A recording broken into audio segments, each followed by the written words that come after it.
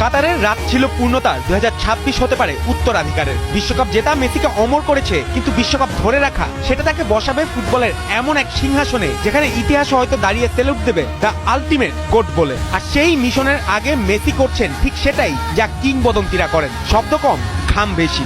Inter মায়ামির training গ্রাউন্ডে এখন বাসি শেষ মানেই মেসির ছুটি নয়, ক্লাব সেশন শেষে শুরু আরেক সেশন। আলাদা ট্রেনিং, আলাদা পরিকল্পনা, আলাদা আগুন। পাশে রদ্রিগো দি পল, আর্জেন্টিনার মাঝমাঠের যোদ্ধা, মেসির বিশ্বস্ত ঢাল।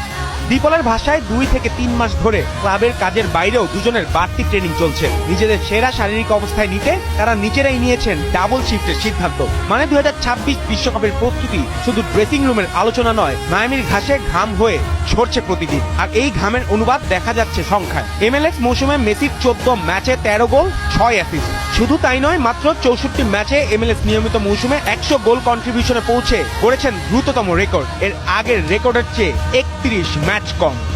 সিনসিনাটির বিপক্ষে 5-3 গোলের নাটকীয় জয়ে তার হ্যাটট্রিকের পর এবার পোর্টল্যান্ড টিম্বার্সের বিপক্ষে 1 গোল 1 অ্যাসিস্ট। যেন ঘোষণা করলো বয়স পাসপোর্টে 38 হতে পারে, কিন্তু বা পায়ের টাইমিং এখনো প্রাইম টাইমিং।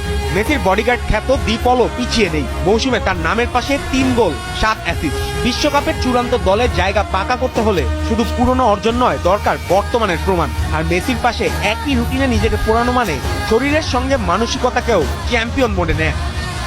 মেসি এখনো বিশ্বকাপে খেলার আনুষ্ঠানিক ঘোষণা দেননি। তিনি অপেক্ষা করছেন শরীরের শেষ উত্তরের জন্য। কিন্তু তার ট্রেনিং, তার গোল, তার রেকর্ড সবই একসঙ্গে যেন বলছে রাজা এখনো মুকুট নামাননি। 2026-এ মেসি নামবেন কিনা সেটা সময় বলবে। তবে যদি লক্ষ্য থাকে অটুট আর বিশ্বাস হৃদয়ে, হবেই হবে দেখা, দেখা হবে বিজয়।